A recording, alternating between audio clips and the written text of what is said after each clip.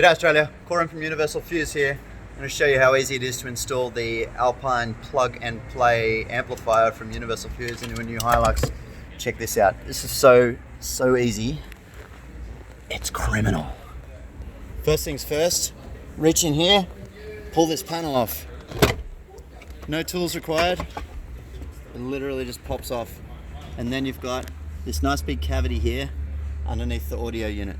Now the next thing to do is you have to unplug the main harnesses from the audio unit. So you just reach up inside, release the clip on both of them and unplug these two plugs. Can you see those? Those two plugs are the one you want. Once you've unplugged those two plugs, you take the Universal Fuse plug and play harness.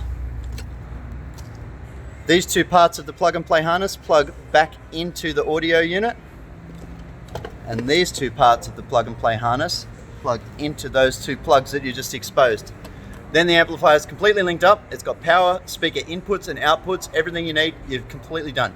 You pop that same panel back on, sorted.